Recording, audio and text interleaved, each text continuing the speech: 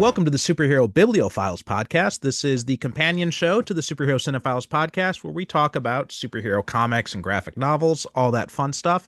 I'm your host, Perry Constantine, and joining me today is Bobby Nash. Bobby, how you doing today? Oh, good. So good to be back. Always Glad to fun have chatting with you.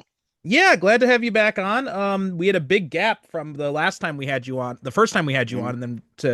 and then to come on and talk about the Hawkeye TV show. So I'm glad we can make it happen a lot sooner this time. No, Yeah. like 3 or 4 year gap or whatever it was the time before. Yeah. But before we jump too Mm. much into today's discussion, why don't you remind people a little bit about who you are and what you do, and all that fun stuff. Sure. I'm a writer. I write novels, comic books, audio dramas, whatever anybody's paying for, really, I can write it. So I do a lot of different genres and different types of writing. I also do a little art, not so much for publication, but generally for like I sell them at shows and show art pieces and things like that. So, but yeah, that's me. I do a lot of comics were my first love as a reader and as a writer. So yeah, it's always fun talking comics. Awesome. And so today we are going to be talking about comics. We are going to be talking about the Matt Fraction, David. I'm never sure how to pronounce his last name, if it's I Aja think or it's Aja. Aja. I think it's Aja. Aja. Okay. I think. Yeah. Okay. That's what I always lean towards, but I heard someone say, no, it's Aja. And I'm like, what? Okay. So I started second guessing myself then. So David Aja. And, if anybody's listening and knows for a fact that I got that wrong, please let me know. But we're going to be talking about the Hawkeye run that they did. Now, before we jump too much into this, what kind of stuff are you into lately? What's kind of grabbing your attention these days? Well, I don't remember when we were on last time. I mentioned I had picked up like an X-Men trade, from the Ashes, the one where they think Madeline is reincarnated Jean Grey.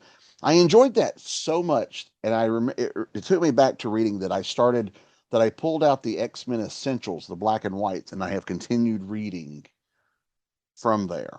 And so that I am still enjoying that. I haven't read 80s X-Men in probably since the 80s. So it was nice to go back and revisit, and I'm enjoying that. So I'm reading that. I found something. I'm a big fan of storybooks. We've probably talked about that before. And I was at a convention yesterday and found one I didn't even know existed.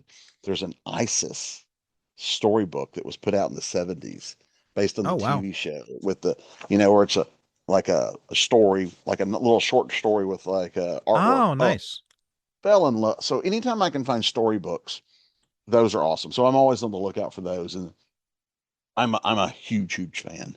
But then yeah, so those are always fun. And I then on think the TV, oh, go ahead. Oh, sorry. I just to piggyback on that storybook, and this may have been you. I think it was you. May have been. If I got it wrong, you'll tell me. But did you have like a Batman the animated series one that you posted on social Hmm. media with like the sound? I saw that and I had that exact thing when I was a kid. So I'm Yeah, like, oh my yeah, God, that's the nostalgia bone there. yeah. In the 80s and like early 90s, yeah, they used to storybooks often came with a cassette tape, and in the Well, 70s this sometimes with a 45 record. this wasn't a But cassette tape. It was like a side thing on it where like these little oh, sure, buttons you yeah, could yeah, push. Yeah. Like yeah, and had they like do different those too. sound But effects. yeah, yeah. But before that, they used to come with like yeah, like a cassette tape where someone an audio narrator would read it and you could read along with it. And but I love the format. I love the art is usually gorgeous. And, especially you get some of them like that were painted, and it's just this beautiful painted artwork. I remember there's a great Fantastic Four one that Earl Norham did the artwork on in the 80s. It's beautiful. So yeah, so I collect those whenever I can. I have a nice little collection of those, and I am in the process of trying to do one of my own, where I have a short story that's perfect for one. So I'm gonna use that, and I'm drawing the art to go with it. I may fall flat on my face, but I'm going to attempt. I'm attempting it now. So, but yeah, so that's fun. I love the format. I think the format is awesome, Yeah. and I wish they did more. They don't really do a lot of them these days, but Yeah, not so much. You don't see him as much these days. But I do remember one of my art teachers, he was saying like during one of the it was like an online class, and he was during one of the lectures he was, doing a tutorial type thing, and he's just kind of like chatting as he's going through the tutorial, and he says he's like, one time, a lot of people ask me like, when am I good enough to do my own comic? And he's like, just start it now, and then just start it, and then see if it's not good, then it's not good, but at least, Mhm. but you'll learn a lot more by actually trying to do it than by just waiting until you think you're ready. And so I think, Absolutely. yeah, so I think that's good advice to just give it a try. And if you fall flat on your face, you fall flat on your face, but then you know what not to do the next time. Exactly. Yes, and it is an old say, but practice really does make perfect. I mean, Oh yeah. you will learn by doing it, and yeah, it's so yeah. So I'm giving it a whirl now. It's been an interesting challenge. Very cool. You were about to mention something about TV shows too. Yeah, I'm enjoying Poker Face. I don't know if you've seen that. No, no, but I remember you mentioned that the last time we chatted. Poker Face has been really good. It's an interesting murder mystery series. And I also, since we're talking superheroes, I did enjoy the first three episodes of Ironheart on Disney Plus. As we're recording this, they haven't aired the rest of them yet, only three. But I'm enjoying that. It's a really good show. I've enjoyed it. It was not what I expected, but I'm enjoying the story they're telling. So I'm curious to see how they wrap it up. Yeah, I had mentioned this on the last episode that I had recorded with someone else, that I had just watched the first episode at that point. And Hmm. now I've gone and I managed to find time to watch the second and third episodes. I'm really digging it too. It's me being from Chicago too. It's always nice to see, some Hmm. Chicago representation in there. But also like I'm just really liking the characters. And I like how they even found like some unique ways to bring in some of these very obscure Marvel characters. Like they have a Hmm. very different version of the Slug here. They have a very different version of Clown. We got Rampage in there too. So Rampage, it's yep. And and I'm not sure about the twins. Do you know who they are? If they're someone from the I comics? don't. I'm sure Okay. they are, but I don't. Yeah, and because I don't have. I've never read it reread in the comics. I've never read any of the comics with her in it, but I do know I saw her in Wakanda Forever. Hmm. That's really the only. But I do know, like I've read comics with the Hood as the villain, so I knew that, and I knew Rampage and a few of the others. So yeah, it's Yeah, been yeah. I liked Hood in the original series that Brian K. Vaughan did. I really liked him Hmm. in that. And then when he became like this, when Bendis tried to turn him into this huge, big like Marvel Universe I villain, did, it's just yeah. yeah, didn't do much for I me didn't there. care for him as much there. Yeah, yeah. No, no. But that original Brian K. Vaughan series was fire. It was really good. Mhm. And I'm really enjoying what they're doing with him in this so far. I think it's a really interesting take on him. I'm really liking the performances. And Hmm. as for Riri, like in Wakanda Forever, and I said this when we did the episode review, but I felt like she not I didn't it's not that I didn't like her character, but she felt kind of tacked on for that story. As much as I loved her performance, though, I love what Dominique Thorne did with the character. I loved her interactions with Shuri, and I'm like, I just feel like this is there's still so much going on in that movie. I felt like that was the wrong place to introduce her. So seeing her in this show and being able to just get to know her more and her world, it's a much better introduction. I really feel like they would have Yes. been much better served if they just did not have her in Wakanda Forever and they just introduced her in this show. Yeah, yeah, I could see that. Yeah, because there's a lot of characters in Wakanda Forever. There was So yeah, so much happening in that movie. Yeah. Yeah. yeah. But and the other thing is I just finished I read stuff on Marvel Unlimited, so it's like a few months behind, but I just finished the X Manhunt storyline running Mhm. through the X-Men titles. And yeah, I really dug that. A lot of people seem down on this new X-Men era, but I've been really enjoying a lot of the books in it. The The Gail Simone on Uncanny, Jed yeah, McKay on X-Men. Um the it's only it's ones been I've read, the only ones I've read so far, I did read the first trade that Gail wrote. mhm. I haven't read any of the others yet, but I did read it. I enjoyed that. Yeah, I mean anything. If Gail Simone's writing it, I'm reading it. Yeah. That's basically a given for me at this point. But yeah, I enjoyed it. It was we got to see some stuff about Professor X. We got to see some stuff, you know, kind of fixed up from what had happened where last left off on him. So, and I wasn't the biggest fan of the Krakoa era. I thought it started off interestingly, but I felt like most of the characters got kind of lost in the shuffle. I didn't understand a Hmm. lot of why they were acting the way they were. So what they're doing now kind of feels like a return to form for me, and I've really been digging it a lot more. Yeah, yeah. I really enjoyed the one trade I've read so far. So yeah, it's been fun.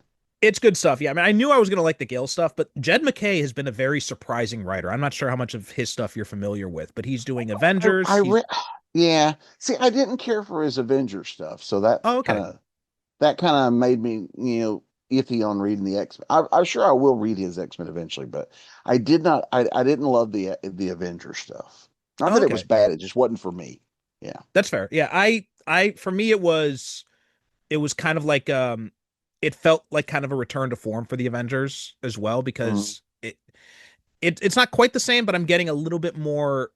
It feels closer to like the Busiek era than it did, which is where I Mhm. started reading the comic, as opposed to like the Bendis stuff where they're just trying to change everything, or the Hickman stuff where it's just too big and too sprawling and it's hard to connect to any of the characters. So this feels like it's a nice combination of character and also like kind of big stakes. So I've enjoyed it on Mhm. that level. But you might want to check out his Moon Knight. I'm not sure if you ever read his Moon Knight, but his Moon I haven't Knight read stuff is Moon really Knight good. now. It's really Okay. good. That was really good. Um, but anyway, today, like we said, we are talking about Hawkeye. And last time we had you on to talk about the TV show, we talked a little bit about our history with the character. What's your history with this Hawkeye series, though, in particular? Well, I didn't read them like monthly when they were coming out. I kind of reached a point in my life where I became that waiting for the trade guy, which I never thought would happen. But I remember my first thing was I would see these covers, and I thought the covers were so interesting. They were not what I was used to seeing as a comic cover, and I knew some people that were talking about it and said it was good. So when the trade, well, actually, I didn't even get the trade. I got the hardcover. When the hardcovers came out, I scooped them up. I think I might have borrowed a friend's trade of the first one and said, "Ooh, these are really good." And when they came out, I went and tracked down the hardcovers. So that was kind of how I found it. So I read them and kind of binged them. I read them in bulk and really enjoyed it. I've been a Hawkeye fan since the '80s, so it was a nice different take on Hawkeye. But I liked it. I thought it was interesting to, the unique premise of, here's what Hawkeye does when he's not being an Avenger. What's his life like when he's not fighting next to Thor and Cap and I thought that was an interesting concept and seeing Clint in that everyman kind of role, I like that because yeah, so often we forget that he's almost always doing these cosmic or world saving adventures, but he really is just a ground level hero most of the time. So it was cool. I like the storylines that Fraction came up with, and I'm a big crime comic guy or crime story guy. So the fact that it's like a crime comic was appealing to me as well. Yeah, I also came to it late in the game. Like I only think I read it the first time a few years ago, actually. Mhm. So it was much long after, probably like 10 years after it came out is when I first read it. And it was that it was the complete omnibus is the one that I got. And Gotcha. and it might have been, I think I might have bought it on sale when the Hawkeye TV show came out. That Hmm. sounds familiar. Um but Fraction's a writer that I've had kind of a mixed relationship with over time. Like there's some stuff of his like I've absolutely loved, and other stuff where I'm just like, I'm not so sure Yeah. about this. But like I remember him back from, I don't know if you ever read this, but Rex Mantooth Kung Fu Gorilla. It was an I indie haven't comic read he that did. one. No. It Yeah. was so, I mean, I haven't read it since I was in university. I'm not sure how well the humor aged, but at that time, being a college student, I loved it at that time. Like going Yeah. back now, I was trying to see if I could find it anywhere, but it looks like it's completely out of print. So if I can, if I can find, if anyone can find a copy somewhere, it's definitely worth a read. But then in his Marvel stuff, like I read, um, his X-Men stuff was kind of a mixed bag for me, Hmm. but some of his other stuff, like his Iron Fist work that he did with Brubaker, was really solid. and there's other stuff he did. His Iron Man. I think he did Iron Man, right? Invincible Iron Yeah. Man. Yes. Yep. He did Iron Man. Yep. That was excellent as well. Um, and so Hawkeye, I just kind of missed the boat on it. It was just one of those books that I just didn't pick up at the time. And then when I finally got around to reading it, it really impressed me, like how well it was. And one of the things that also surprised me too was just how much I really enjoyed Kate sharing the Right. spotlight with Clint in it, because I wasn't sure if I when I heard, maybe that may have been one of the things that turned me off about it, because I mean I had nothing against Kate Bishop, but my whole thing was I was more interested in reading about Clint as opposed to him and a Right. partner. And but then when I did finally read it, it was really good. I thought he found a really interesting voice for Kate. I mean, it's not that I disliked her in Young Avengers. It's just she didn't interest me as some of the other characters. But in Hmm. this, I really enjoyed her a lot. This was my first introduction to Kate. So, because I had not read Young Avengers at that point. So this is where I met Kate. And yeah, it was like I didn't know what to expect. But uh so it took me a little while to get used to Kate. But I enjoyed yeah. And you're right. I think they became a good team. And once I realized that, yeah, because it was like, I don't want Clint to disappear in this. Hmm. And thankfully that's not what happened. And it was really good. And it's written very well. And I just yeah. And I've enjoyed Kate since then as well. With other writers who have written stories with her afterward, especially the Kelly Thompson version. I love that version as well. Was that the all new Hawkeye? I think so. She moved out to the West Coast and became like a detective. That happens at the end of this run. Right, right. But and Oh, and then continues she's the. there and Okay. she's yeah. So Kelly Thompson has she opens a detective agency and yeah. And then Okay. I think she does some stuff with like there's a West Coast Avengers revival or something. That I didn't read that, but I think she was part of that as well. Yeah, I remember that as well. I didn't read it as well, but I also remember just seeing the covers for it and stuff like Mhm. that. But yeah, this one, the art by Aja is just, you'd mentioned the covers, and the covers are just Mhm. so striking. And I'm not sure if this was, I know you have the two versions of it, but the version I Mhm. have, the omnibus, there was some commentary in the back from like the colorist. Mhm. I think it was Matt Hollingsworth did the colors, Yep. and he Yep. was talking about his process for it and how he was just trying to limit himself to, like, he didn't want to go monochromatic, but he still tried to limit the color palette to like maybe three or four colors as like kind of like his base, Mhm. and then everything else was kind of contextual based around that. And there's some examples they had there Yeah. of like how, Yeah. yeah, exactly, that's exactly what I was talking about. And it's just, you don't really realize it at the time, but then when I was going back and I saw them all laid out in that grid, I'm just like, oh, that's really good. Mhm.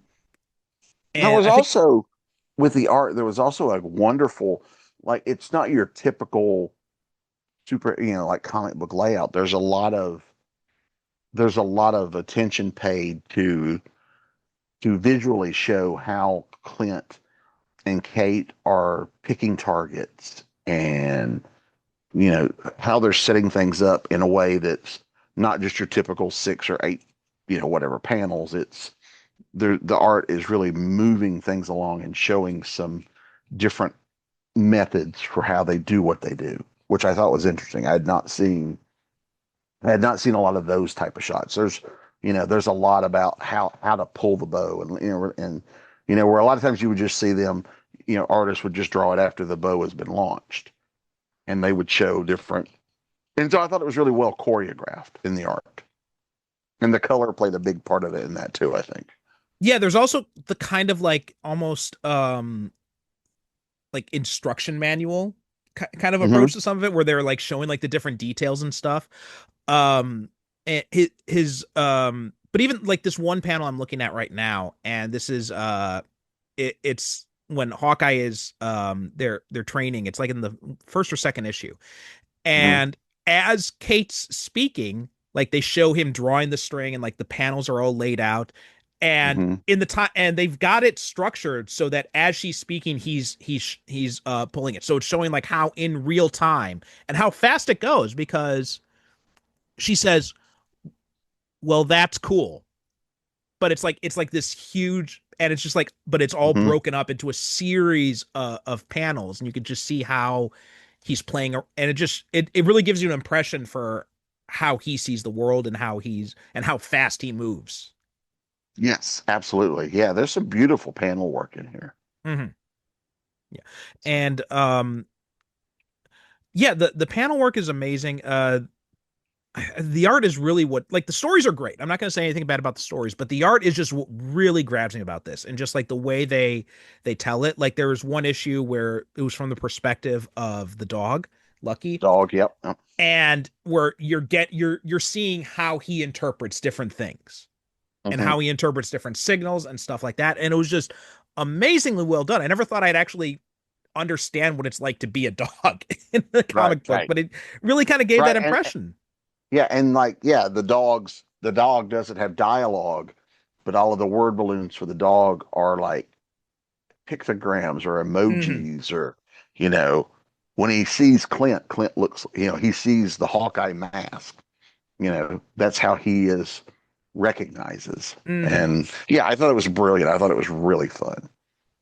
And Yeah.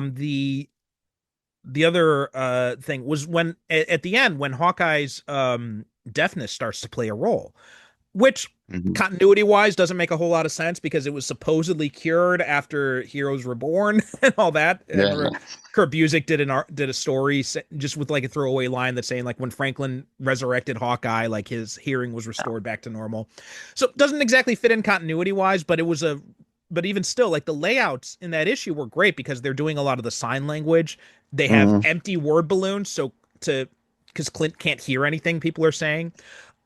Or in like I think it was the next issue when he's trying to read lips, and it's like showing how he is misinterpreting certain lip readings. Like he thinks he kind of gets it, so it's like a question mark next Hmm. to it.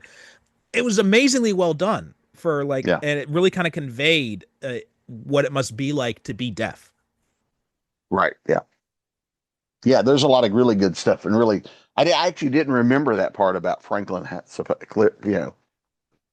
fixing that. So that, yeah, but yeah, and I always thought the deafness angle gave Clint was an interesting character arc for Clint, Hmm. because he's not a guy to, because a lot of times the easy cop out is to give a character a problem that affects their power or their skill. And Hawkeye, I think, may have actually become a better archer because he's not being distracted when he's. But yeah, but they played it well, and I think that I like the way that it's written. It's not written as a punchline like it was sometimes in the '80s when it first happened. And so yeah, it's a nice character bit. And I really like the characterization of Clint in this series. Yeah, this really felt kind of like a return to form for Clint, Hmm. because he'd been kind of through the ringer. Like he had died, he'd come back, he did the Ronin thing, Yeah, but he didn't married, divorced. marry, Why divorce, she died? She came back. Yeah, yeah, dead wife comes back to life, and then yeah. There's a uh, lot. Yeah, it was all and over the and Clint place. and Clint was as a character since he's around. Clint's been one of these guys. He's dated like almost every superheroine in the Marvel universe, and so there's a nice bit on that as well, where like they show up and so all these women he had once dated are all like there together playing cards, and there's some good stuff that they're playing with there. There's one line at towards the end when Bobby Mockingbird is like forging his signature, and Hmm. and Kate's like, "Wait, you're okay with that? He's okay with that?" And she's like, "Our marriage was complicated." Now one thing too that happens in this, and I mentioned Clown in Ironheart, and there's that the main, I guess not main villain, I guess, but like the hitman character they bring in. Yeah, I didn't realize this, but until I got to the end and to see the design page, and he's labeled as the Clown, and I the wasn't. clown. Yeah, yeah, because he And has like the teardrop and right, yeah.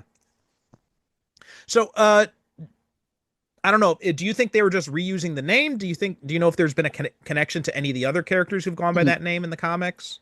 see, I don't know, because when I watched Echo and the Hawkeye series and Echo, the guy in Hawkeye that does is with Echo that we find out betrayed her has that tattoo as well. I always assumed that was supposed to be Clown, Oh, I didn't realize but that. but but I don't know that. Like, so but yeah, but it's an interesting look to the character, and I thought he was designed very well. So It's a nice contrast too to what you expect from a character mhm, named the Clown, because obviously the kind of expectation is the Clown is kind of like the Marvel's poor man's attempt at the Joker. mhm, And so making him someone very different, like almost making him a mime type character, works a lot better and yeah. makes him a lot more intimidating, I think. Also, hey, Clint doesn't have to try to hear him. Yeah.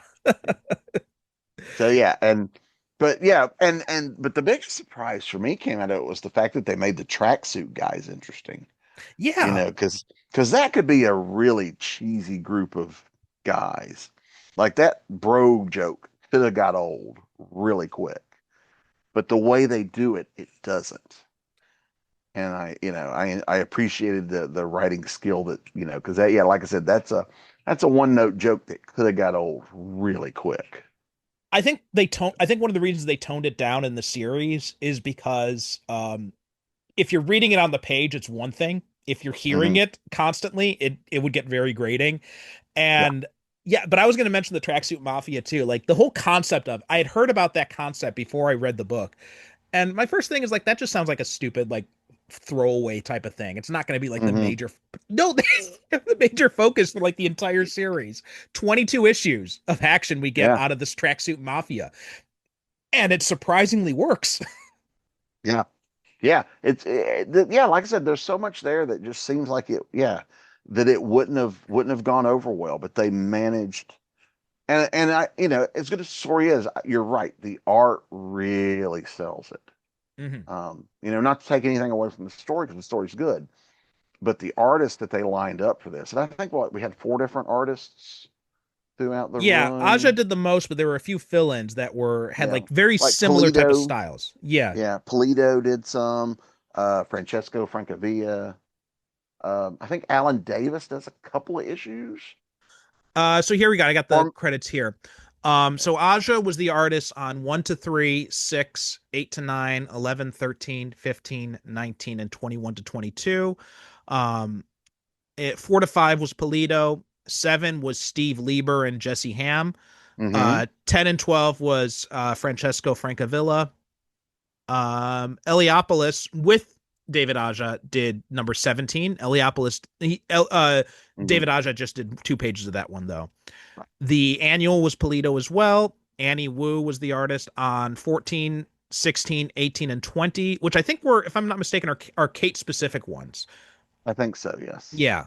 So yeah, those were all the artists. The only one Alan Davis was the artist on Young Avengers Presents number 6, which I opens got you. up this and is like the first introduction between Kate and Clint, which is a good story, but it's just the art is just it's very different. It feels very different, Hmm. almost jarringly different from just the rest of the style of the book.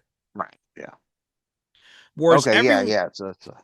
yeah, whereas everyone else, all the other artists are very they're doing a similar style. It's of a piece with Aja's Mhm. art, so they're all kind of like playing the same note. So it's not something like as much as I love Morrison's New X-Men, the art is just jarring because of how different all the different art styles are in that. Whereas this, Hmm. it's even if it's not Aja the entire time, it still feels like there's continuity between all the issues. Yeah. Absolutely. Yeah. It's not jarring, Mhm. the change. Yeah. Even the Eliopolis episode, which is very cartoony, it fits with what they're doing. Right, especially because Aja does a few pages in that too for like the Hmm. non-cartoon segment, so it fits together very nicely. Right. Yeah. Um, Also, with the exception of the Heliopolis issue, Hollingsworth did the colors on all of them too. So that also, oh, except for 10 and Well, 12, Francavilla did Francesco, he did. Yeah. He he did did his own color his colors, own. yeah. Yeah. But all the others and the 17 with the Heliopolis one, he didn't do the colors on that. But all the other ones, Hollingsworth did the colors Mhm. on, which definitely helps a lot because it Yeah. And it helps add to the it's a continuity. nice, and it's a simple color palette he uses too. Lots of shades of blues and purples and grays, Mhm. and which really works. I mean, it gives it a, and also because it is more muted colors, it does feel more street level. We're in darker rooms. We're in, So yeah, I really appreciate that. I think I mean, like even, we were talking earlier about some of the way the panels are. Like there are panels where we see like they pull the bow and they've got these little arrows that show what they're doing, and they're even purple, so that it really all ties in very well together. Hmm. Yeah.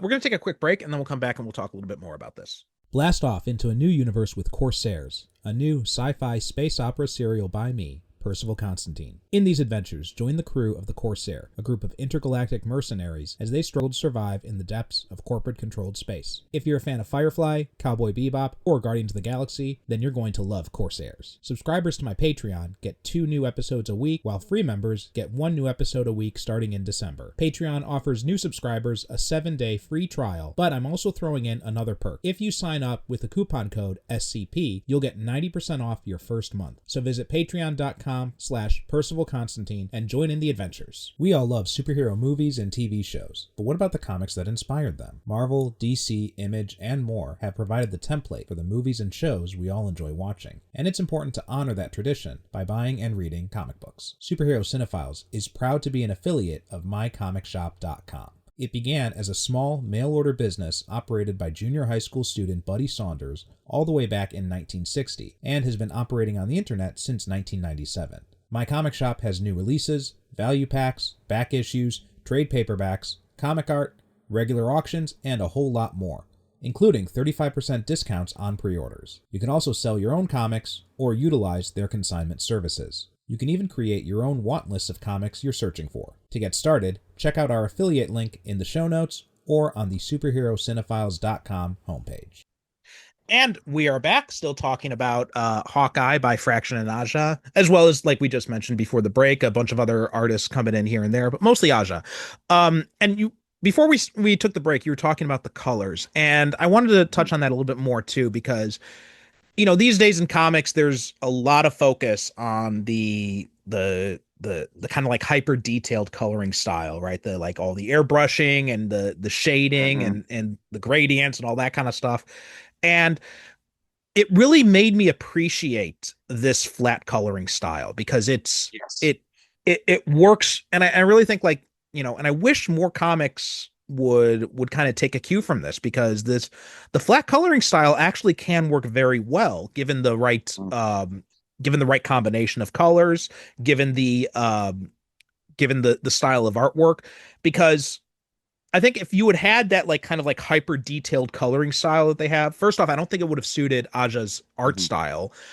But second, too, I don't think you would have gotten the same kind of feel from like the limited color palette, like the same kind of like Right. emotional beats that you get from the color. Because the color is almost like a character in this in its own right. Yeah, it fits the story. Hmm. Yeah, and yeah, because sometimes you see that where it's like, yeah, this just doesn't, this art or this, it doesn't fit the story. And I think they really do that here. There's not as much, like even just like it's flat. I mean, there's not even a lot of shadows Hmm. on faces. It's just the one color, and No, but it pretty much works. the Like you said, only it works. shading Yeah, is done with the inks, basically. And there's like yeah, no color shading at all. yeah. But it almost too. I mean, when I first read it, it my first thought was like, it's almost like how sometimes when you watch different movies, there's a different, like an art house feel. This to me felt like that kind of thing. It's almost Mhm. like we're gonna do an indie comic. It's just gonna feature a Marvel character, and that's what I felt. This feels like an indie, smaller publisher type story, but with Marvel characters, and it really works. Yeah, Like I mean, yeah. no, absolutely. It reminds me of kind of like those, low budget 90s crime movies you had a whole bunch Hmm. of, where it was like, they're very limited with what they could do, but they stretch their budgets as much as they could. And it feels like this has that same kind of feel. And I really think that Fraction coming out of indie comics is really bringing a lot of indie sensibilities to this title. It feels like his most indie of all his big two work. Yeah, because it was so different from the other books Marvel was publishing at the time. Mm. We also have the Kate going out to the West Coast here in this, Mhm. setting up, trying to, make it on her own as a hero. Um, she gets involved in this whole thing with Madame Mask. She kind of forms her own little kind of group there, her own little kind of supporting cast. But they even have like a different style of covers for the issues Yep. she's doing. I didn't realize it at first, but then I'm looking over the covers and I'm just like, oh, yeah, the ones where Kate's on her own, it's got like kind of this like they're using kind of like these hexagon patterns on it. Mhm. In issues where Hawkeye comes in a little bit more, they try to work him a little bit more, and the hexagon, gets diminished a little bit. So it was a really nice way of kind of differentiating the two different kind of story arcs they were doing. Right. Yes, absolutely. Yeah. They did it. Yeah. Like I said, it's just a really experimental kind of phase for Marvel. Hmm. Like I said, they weren't doing a lot of stuff like this at the time. And I thought yeah, it was just one of those magic little moments where they tried something and it worked. It was, yeah. And I appreciated the fact that they tried something different. Hmm. Yeah, and I think that this kind of book, it really kind of shows what you can do when you let creators just kind of off the leash a little bit. And because there's Hmm. no big like continuity tie-ins. There's no crossovers or anything like that. It is just focused on this story here. And I'm a big Well, proponent of having more of these books where you can just kind of let creators play jazz a little bit and do interesting things with these characters. And this one was obviously in continuity, but they don't have to be. Like mhm, I think about something like what was that book? Avengers Twilight, which I'm not sure if you read mhm, that, but it was I think it was Zardsky. And it was set in the future. It was like out of continuity completely, but it was this fun Avengers future story that they did. right. Or like the Spider-Man life story thing, where it was this idea of like, Spider-Man started in the 60s, but then what if he aged in real time? So then we are Yeah, exploring the Spider-Man mythos through real time type of thing, which is an interesting take. And I wish Marvel and DC as well would do more stuff like that. yeah.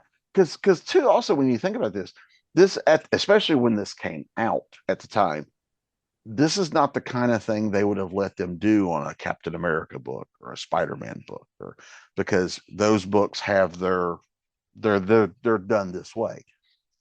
Clint being, and because this is before the movies, before the TV shows, most people in the world had no idea who Hawkeye was.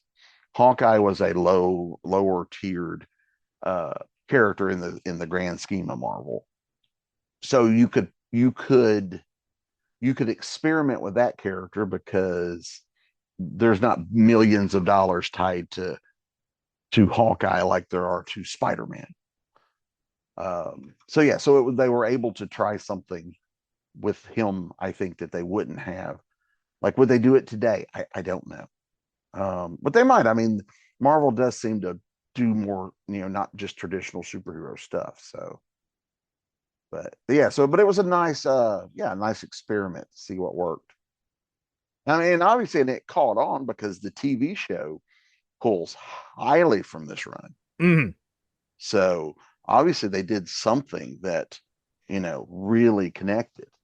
Oh yeah, I mean the opening credits of that first episode when we're going through Kate's backstory type of thing was all Hmm. done in like this kind of Aja style. The closing credits of each episode too, they're very much heavily influenced by his style in this, which Hmm. my understanding is though he wasn't really properly compensated for that, which is a dick Yeah, move on yeah, Marvel's part.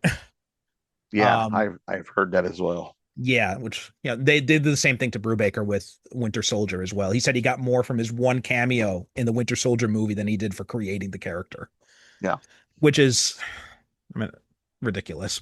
But um, yeah. well, also too, there's an interesting thing about this where Fraction and Aja Fraction was writing in more of the Marvel style, the classic Marvel style method with this, where he would Hmm. just kind of like give like a page summary, and then he'd kind of let Aja off the leash and let Aja kind of work his magic on it. And there are a few examples in the supplementary material where we get to see some of Fraction's script pages compared to some of the art, and you get to see Aja's process laid out, like from thumbnails to finished art and finished ink and all that. And it was really interesting to see the kind of the to see the inner workings of how his process was. Mhm. Um, and I it was hard to tell from just the script page, and they didn't mention anything in it, but I read somewhere years ago, and this may be like half remembered and might be incorrect, but I think as they continued on, as they grew more comfortable as partners, like Fraction's outlines became much more minimalist, and just he was Mhm. trusting Aja a lot more to just kind of like run with things. Yeah, And I've heard stories like that, not only with them, I mean, with a few creative teams that were really, like another great example of that is like the new Teen Titans back in the 80s with Marv Wolfman and George Perez, where, they would get on the phone and they would talk for like an hour and just say, here's what I think we should do. And then George would go off and draw it, and then Marv would, take over, when he got the pages. But that allowed them to do things that, yes, because when you're writing, because when I write full scripts, you know, I always try to tell my artists that I work with, yeah, I'm not married to what I wrote here. Well, the story needs to be, but we can be creative with page or layout and all that stuff. So because your artist can bring and we see it here, especially with the way the characters are moving and doing things. The artist is bringing something to it that gives it movement. Whereas when I'm writing it, for me, I'm writing static scenes. And so your artist brings movement and emotion to those panels. And when the writer and artist are really like gelling, you get stuff like this where the sum is great, the sum is greater than the two parts put together. And I think these guys really clicked. I don't know either of them. So I don't, I can't speak from that side, but it just from reading it and what I've heard, it sounds like they clicked really well. yeah, it definitely feels like this was very much a collaborative Mm. exercise. It wasn't like, just um one person kind of guiding the car. It was definitely the two of them working in concert. And I think that the fact that they were doing that Marvel method, that allowed Aja the freedom to kind of experiment a little bit with these panel layouts. Because, Mm-hmm. I don't think Fraction would have necessarily wrote in a full script, here we have a close-up of the arrow, or here we have like an infographic of it or Right. something like that. And I think that was kind of like Aja is kind of like, oh, I think it'd be cool if we did this instead as a way to Mm-hmm. indicate that. Um, and it worked really well because there's not really a lot of like there's no thought bubbles as far as I can see. There's some Yeah. captions, but they're mostly like almost like voiceover Yeah. style captions. It's not like narrative style captions or Yeah. thought I bubble think style there are, captions. I think there's a few, I remember seeing a few places where there are some like I know when other people are around, but there's not a lot of it. Yeah. Mm-hmm. Yeah, yeah, like when Kate's laying out her plans for like what to do, is Yeah. breaking in. Like there's that is done in captions, but for the most part, it's very Mm-hmm. limited. So we're pretty much limited to just what we can see on here. And so it Right. really the comic makes a big effort to kind of put you in the middle of the action. Um, but going back to the writing style and the script, because I this is one of the things I wanted to ask you because you have worked on a lot of comics. I've pretty much only ever written full script, although like you, I always kind of tell my artists, I'm not married to these. If you have a way to experiment or to tell it in fewer panels or more panels, feel free to play around with it. I letter my own comics too, so I'm like I can work out the lettering on the end, so don't worry about that at all. Um, and I sometimes rewrite as I letter too, so that Oh, based yeah. on what I see in the artwork. Um, how about you? Have you ever done kind of like the Marvel method style, or have you always kind of written with full script? In my early career, I did. Most of the reason I don't now, because almost all of my comic work is work for hire. So I'm doing it for publishers. It's not my characters, it's for publishers. And so when I'm writing it, I have no idea who's going to be the artist. So I would only want to work in that method if I know who I'm working with. Yeah. So I tend to do a full script with all the dialogue and all that that's there. Here's the story. But then the caveat is we can change this. We've got to tell the story because the publishers approve the story, but we can move stuff around and we can do things like that. Whereas if I'm working with someone, if I'm writing it and I know the artist that's going to be working on it and I've worked with them before, like you said earlier, I can give less. So like if I'm writing a scene where a character goes into a living room, if I don't know who's drawing it, I will add more details. Like we need to make sure there's a chair, and I give more of that. Whereas if I'm working with somebody I already know what they can do, I may just go. They walk into a living room knowing they're going to give me what I need. So those are the kind of things. So that partnership and working with people and being able to talk about it, because if you know up front who you're working with before you start writing, do you like a lot of panels or a few panels? Let's talk. What is your preferred way of doing this? How do you like your scripts? Because all artists are different as well. Some Mhm. artists love that freedom. I've met some artists that are like, I don't want to figure all that out. You tell me how many panels, and that's what I'll do. Whereas others are like, I love the freedom. Uh, Fight scenes are that way sometimes or an action scene. If I'm talking to them while I'm writing it, I'm like, okay, we're going to have this 4-page chase and fight scene through whatever. I can write it, or do you want to choreograph it? And then I'll dialogue it Mhm. after. And so we can kind of talk it out, let the artist go off. The artist is having a blast, you know, choreographing this fight scene or this chase scene. And then you get something back that's everything that comes back never looks like it does in my head when I write it. So you get this wonderful uh, scene that's, the artist has thrown something into and have choreographed it. So there's a little more. I mean, even when they're drawing, I mean, it's not like they're professionals who are doing it, but they were able to pull something out of theirs, and so they've added something to the story I wrote, so that you've got, like I said earlier, it's this greater than thing where we've worked together to come up with something that worked. Or, the art will come back in and you're like, holy crap, they did something with the art. Okay, we can lose some of this dialogue. It's Mhm. not important anymore. We can, and so that's where the I'm blanking on the word, but the working together part comes, the collaboration. Collaboration. Yeah. Thank you. That's the word I was looking for. That's how where the collaboration comes in, and you get something that just really works. And I've Mhm. worked with artists that have like done that, where it's like, holy crap, they're giving me something I hadn't thought of, or they drew something that made me go, ooh, we can tweak this or whatever.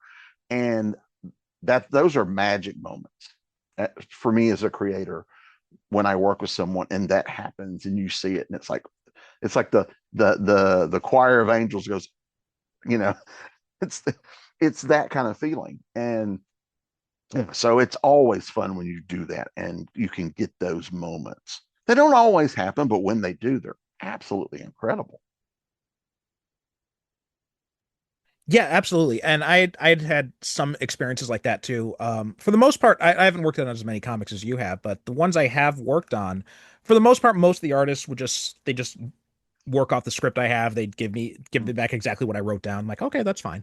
But when I was working with Eric Johns, he had on the Paragons of Earth comic we did, he took my advice when I said, like, if you feel like changing something, if you like doing your own thing, kind of like, go nuts. And he did. There were some things he changed around, and um I remember, I think there was like a 2-page spread we were doing, and I'm like, okay, this is a big fight scene. I'm like, here's the things that I want, that I need to happen. Everything else, just, you do your thing. And then he Mhm. turned in this amazing, like, double-page spread, and we had a speedster character, Silver Streak, and he had her like moving around at different parts and everything. I'm like, oh, okay, that was, and it also gave me some fun to do because I was also coloring it, so I could do like some fun Mhm. stuff with the coloring in that as well, and kind of make it, stand out a little bit more. Um, so that was a really fun, like, kind of collaboration that we had done there, and that example of, like, kind of like magic happening when you and an Yeah. artist are clicking together. Um, and I found out, I'm not sure, have you ever tried drawing any of your own comic scripts?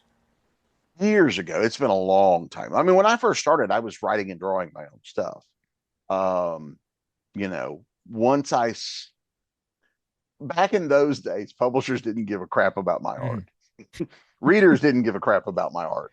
Um, so when I started working as a professional comic writer, I was just writing. Um, I could do enough where I could doodle out something if I had something specific. Because that's how I taught myself how to write comics. I would actually draw the thumbnails, and then that's what I would write the script based on that to give to other artists. And so that's how I taught myself how to write scripts. And but yeah, but no, it's been a long time since I've drawn a comic. I can draw, but I can't. I lose something in the storytelling of it when I draw it. There's something Mhm. I'm not there. I would have to I would have to like do layouts and work with a really talented artist who really would do most of the art just based on the layouts. Because I'm just not there. I'm not good enough to do that. But yeah, but like you said, it's these wonderful bits. I worked on a Domino Lady story a few years back, and Jordi Ibanez was doing the art, and she's breaking into a safe, and so I just went, oh, I got to break into the safe. So she's doing it in one panel. The next panel, it's open, and he went and took, yeah, after we talked, he went and we actually see her turning it, and so there's like three panels of her actually breaking into the safe, and it's a gorgeous page, and it actually adds tension where I didn't have any because it was over and done really quick. And so, yeah, so allowing the artist to do stuff like that and finding ways for us to work together and make yeah, it's not my comic, it's our comic, that kind of thing. Yeah, so that stuff's wonderful when it happens. But no, I've yeah, I gave up on that drawing comics dream a long time ago. Yeah. I'd started trying to draw from one of my own scripts, and one of the things I found in the process was that when I'm just the writer, I like writing a full script because Mm-hmm. I'm a bit of that's the indie publisher in me being somewhat of a control freak where I've got to have like my hands on everything, or else I feel like it's not going to work right. But I found when I'm drawing my own comics, I found like I ended up kind of like throwing the script out and just kind of going, and I'm just like, okay, from now on, if I'm doing it myself, I'm not going to bother with the full script style. You're doing the stuff that if another artist did it would drive you nuts. Exactly, yeah. Or like what a same thing with I'm lettering. I'm like, I'm gonna rewrite this. I don't like this here. And then, like Yeah, if I had done that on if some letterer had done that to me, I'd be like, what the hell are you doing to my yeah. script? Oh, I don't feel like drawing this crap. I'm gonna do this. Yeah, It's exactly what yeah. happened. Yeah. So yeah, it's Um, yeah. well, I did have a fun experience when I was working because Adam Lance Garcia, he had this Spider-Man story that he had wrote, but he just wrote it in like just basically like screenplay style, basically. So there's no Sure. panel breaks or anything. And he's like, so I asked him like, if you have anything that you'd like to see drawn, like I just like for practice. And he's like, oh, well, I got this Spider-Man story. He's like, I think it maybe be like 8 pages. I looked at it and I'm like, Mhm. this is not 8 pages. This is like a full 22 page issue, buddy.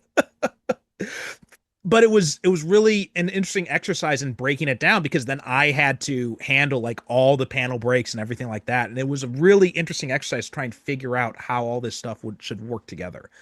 Mhm. Um, so it's definitely it gave me a whole new experience, a whole new appreciation for how artists plan things out, especially when they don't have the benefit of a full script or the crutch of a full script, depending on how you want to look at it. Um, but anyway, I've kind of drone on a little bit too much about comic writing in general. Let's get back to Hawkeye, and kind of like the last thing I want to talk about was the Kate in LA stuff. And Mhm. what were kind of your thoughts about this storyline? Because I really liked how they brought back the Madame Mask stuff and kind of brought it full Yep. circle in this. I think Madame Mask is a great villain for Kate. Um, the first time around, I wasn't as thrilled with the art on that stuff. Reading it this again, you know, I look, I guess because I was comparing it when I read it the Hmm. first time. Um, but I think Madame Mask is a great villain for Kate. I knew her as an Iron Man villain, and but I like Kate I like Kate doing more of that ground level stuff, fighting, mobsters and like what Daredevil does, and those that street level. And I like Kate in that. I like seeing Kate. Plus, Kate being new, Kate having to go up against these much more experienced villains and figure out how to beat them and how to stop their plans or whatever. And so I do enjoy it. I think that I like Kate and Clint together, but the beauty is they also work solo well. So you can actually do solo stories with them, and I don't feel like they don't work without each other. So I appreciated the fact that we got that. We got to see them do things on their own, and then we got to see them come back together, and then you realize, oh, I missed these two as a team. But then they go off and do their own thing again. And yeah, so it's fun. And like I said, I dig the art. I'm looking at it here as we're talking, and there's just it's just a wonderfully told story. Yeah. It also delves into some older stuff too, like Count Nefaria is in here, and I remember Count Nefaria from the '80s, and you know, masks, from the '80s, Iron Man stuff. So there's a lot of that kind of stuff in here. I like the stuff with Kate's dad, which is the difference from the show. Her dad is the villain in the comic, and so but again, just the fact that it's a nice crime story. It's not. I mean, it's superheroes, but it's not. Kate could have done this without a costume, Right. Yeah. There's no sky portals or anything like that in here. Right. So it's just a crime story that happens to have costume people in it. And so we could have told some of these stories without that. And I'm a sucker for a good crime story, and I think they do that really, really well. And this book made me love the character of Kate Bishop. Mm-hmm. So that when the show happened, I was excited that we're going to get a live action Kate. So yeah, this book does a lot for me as a fan.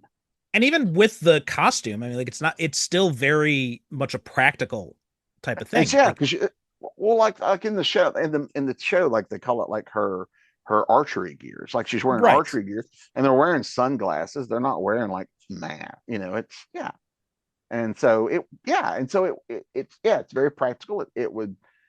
It's the kind of thing that anybody could wear. Mm-hmm. And even Hawkeye has ditched his. Clint has ditched the mask and with the pointy, and all. He's ditched all that for like a t-shirt. Yeah, even like this was a time when they had brought it more in line with the movie. So he had ditched the mask. He was wearing the sunglasses, and he was wearing something a bit more tactical. But even in this, though, it's just pretty much just a t-shirt the whole time. Yeah, and so there's a very because like on the cover, it's like he's wearing a t-shirt and just regular pants, and right. But he's got like the tactical belt and the pouches, and I mean, so yeah. And even that is more like a shield aid. Yeah, even that is more tactical than what he actually wears inside the book. Like inside the book, it's pretty much almost always just like the t-shirt and jeans with like, just like the quiver slung over his back. So it was a really nice touch. Like it's a very pulpy book in a lot of ways too. Yeah. It also shows you Clint is not the costume. Mm-hmm. Whereas certain characters, like, as much as I love Spider-Man, Peter Parker is less interesting until he puts the costume on. He's not quite as, the same. He's not the same. He becomes a different guy when he puts the costume on. Tony Stark kind of becomes a different guy when the armor's on. Clint is Clint. He doesn't he wears the costume because he was in the Avengers. When he's not in the Avengers, I don't need to put that on. I can just go, like you said, sling it over my shoulder and let's go solve this problem, and we're good. And I appreciate that. Because sometimes in the old days with Clint and the Avengers, Clint gets overshadowed because again, he's a guy with a bow and arrow, and all these other guys that can like lift planets and throw cars, and Clint can get overshadowed. And so this kind of reminds us that he really is good at what he does. I appreciate that because, like I said, I like we talked last time, I have loved this character since the '80s, and so Mm. it is, I am always because there was a time when Clint was written as like this just loudmouth jerk and kind of a laughing stock for a short period of time. That he almost became the butt of every joke, and then it turned around after he got that miniseries back in the mid '80s, and Hmm. he kind of became the leader of the West Coast Avengers. Blah blah blah blah blah. And so we started taking Clint a little more seriously. He wasn't the butt of a lot of jokes. Um, I think the music run, like you mentioned, he gets a little more respect there, and then moving over to take over for with the Thunderbolts and all that. So seeing Clint become more respected as a character, I appreciated that as a Hawkeye fan, and this series keeps that going. Even though sometimes like they refer to him as like Clint's a bit of a, he's I don't think that, like, there's times where like he seems to like talk about himself like like, oh, I'm a loser, I'm a nobody, but he's not. He's just a guy he's the guy that goes to work, you know. Whereas some of our superheroes, it's a calling, Clint's the guy. Clint reminds me of, remember those old cartoon with the sheepdog and the wolf, and they're chasing each other, but at the end of the day they stop, clock out. See you tomorrow, Fred. See you tomorrow, George. That's that's Hawkeye to me. That's Clint. He gets up in the morning and goes, I gotta go to work. And he goes to work. And so, not that he doesn't do things when he's off the clock, but this is my job. This is what I gotta do. Right. Yeah. And when I'm home, I'm happy to sit here and watch TV all night. Mhm. So that's kind of the Clint we get here. And I love it. I think it's a great character in this book. Yeah, I agree. And it's yeah, all that I co-sign all that stuff. And like I said, I did become a fan with the music stuff. So when I went back and I Mhm. reread those early Hawkeye in the Avengers comics, it was a little bit tough to read because I'm like, man, I really don't like him here. I'm used Yeah. to the more Well, yeah, experienced, more seasoned one. because he was the loudmouth, he was the Mm, jerk, and then there was a period where he was kind of racist, and then because he hated the Falcon because they made the Falcon an Avenger and kicked him out, and right. there was a yeah, the Jim Shooter era was not overly uh complimentary to Hawkeye, I Yeah. didn't think, but yeah, but like I said, the character has persevered. Hmm. We've gotten bits where the character, yeah, he's been the funny side guy for a while, then he was the leader for a while, then he's the tortured guy for. So Clint is one of those characters that has, sometimes it's like we need this something to happen over here, and like he's a guy that can play those multiple things. Hmm.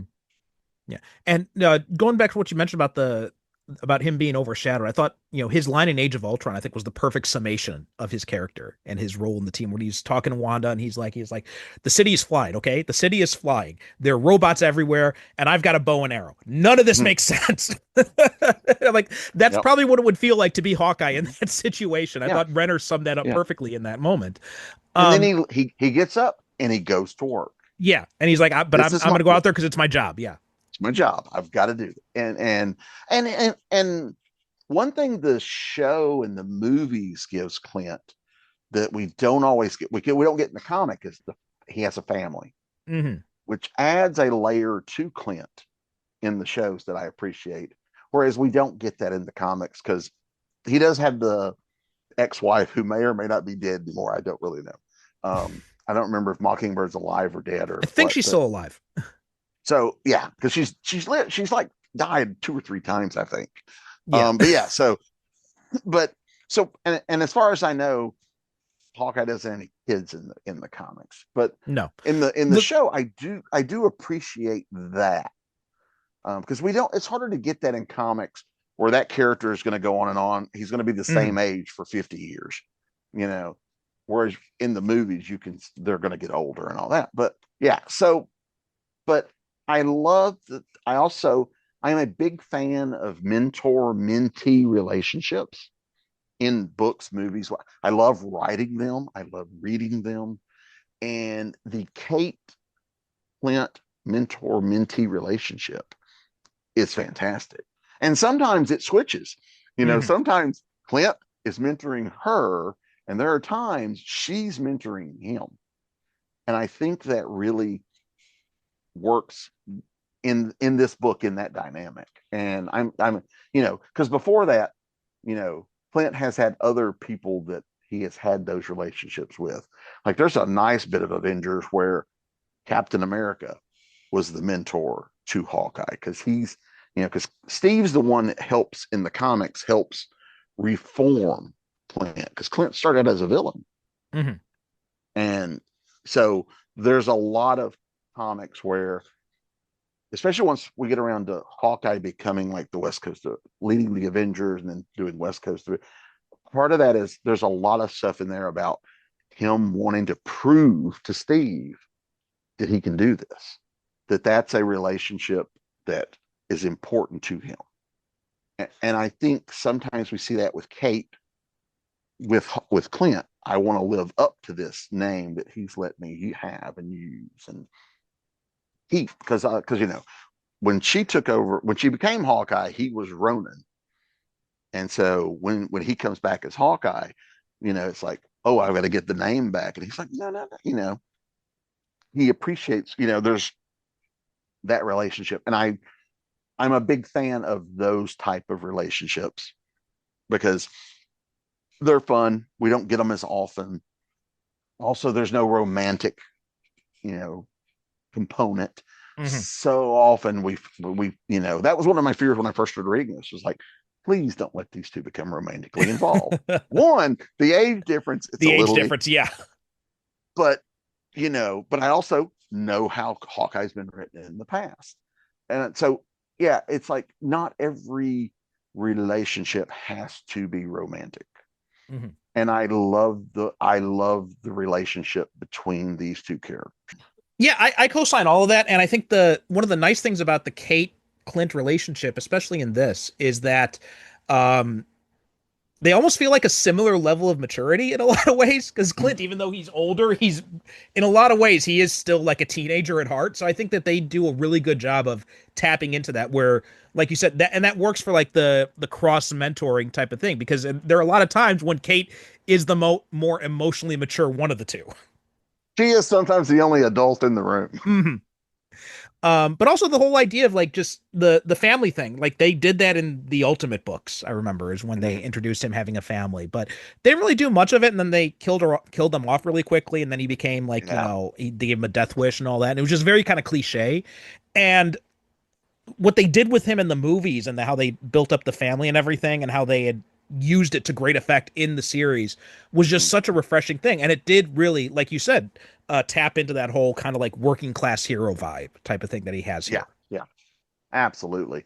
And I do regret that I liked the idea in the comics of Hawkeye and Mockingbird as a couple. I would have loved to have seen a series of the two of them out solving problems, or I like that, and we don't get that in comics often.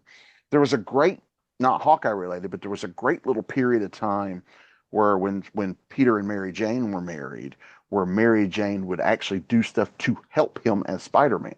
Oh, is that the Renew Either Your Vow series? No, this was back when they were like married. Oh, okay. Married. Oh, okay. Yeah, way back when. But there's a great one. There's a great little miniseries where they bring back Hobgoblin to reveal who the real Hobgoblin was, because it had the writer had changed. And I think George Perez did the art on that, or did some of the art. And but it's like Mary Jane is like doing things to make excuses while Peter slips off and does this. Mm-hmm. And she's helping him find information that helps and I liked that partnership, that I liked seeing that. And it didn't last long, but I would have liked to have seen more, because Clint and Bobby, they weren't together. I mean, they were together a while in our time, but in comic book time, they weren't together very long. And they tended to be at each other's throat most of the time. So I always thought it was a missed opportunity to not see them have more adventures, just them. And so the closest I get to that kind of relationship, although again not romantic, is in this Right. book with Clint and Kate, and seeing them doing their thing. Because the Mockingbird of the comics, I mean, she wasn't an archer, but she was a shield agent with the Mhm. martial arts, and they made a good team, I thought. Yeah. So Yeah, I think Hawkeye seems to work best when he has someone to play off of, mhm. to some extent. So I think like when they had so bringing in Kate in for this series, and it's probably a big reason why this series was the most successful of all of Hawkeye's solo series, because most of them, they kind of I get would agree. canceled after a handful of issues. But this one, it lasted for 22 issues, which in modern times is a freaking eternity for comics. Oh yeah, yeah. Yeah, and Um, it's because also because Clint's not you've having Kate be kind of like younger and learning. Yeah, now you got some. It's kind of like the Doctor Who thing. The companions are there because the doctor wouldn't explain this stuff if there was nobody there.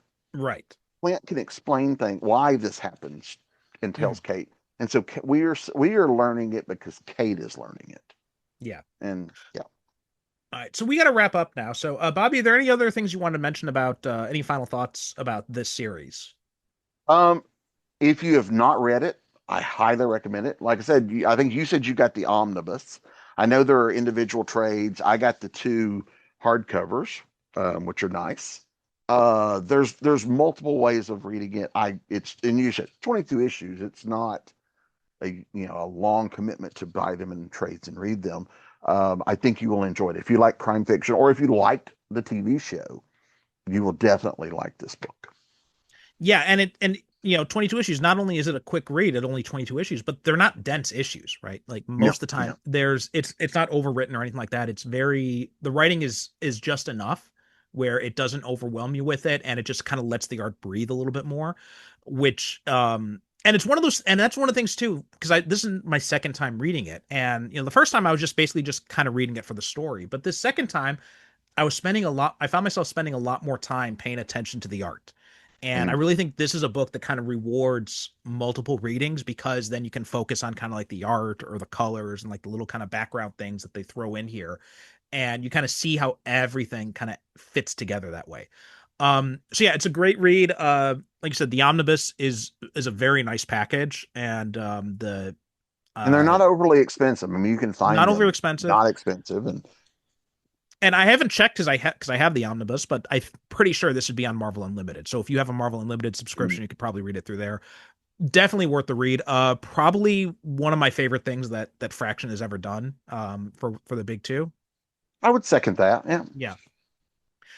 Okay, Bobby. Well, thanks so much for coming on. And why don't you tell All right, people where pleasure. they can find you? BobbyNash.com is my website. There's links to all my other places, all the social media and whatnot. Yeah, you can find all kind of information there. Yeah, and I'm all over social media. Please stop by and say hello. Okay, and we'll have links to that in the show notes, so please make sure to check that out.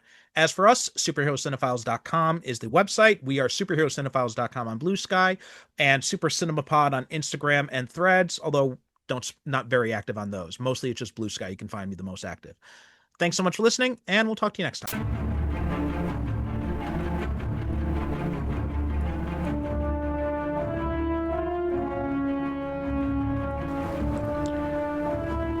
Thanks for listening to the Superhero Cinephiles podcast. Superhero Cinephiles is produced by me, Percival Constantine. The show is created by myself and the late, great Derek Ferguson, our host emeritus. Visit us on the web at superherocinephiles.com to listen to past episodes or find out how you can be a guest yourself. Support the show by visiting our advertiser links or click the Buy Me a Coffee link on the website to make a one-time donation. We are Super Cinema Pod on both Instagram and Blue Sky, so please be sure to follow us. We'd also appreciate it if you could rate and review the show on Apple Podcasts and share us with your friends.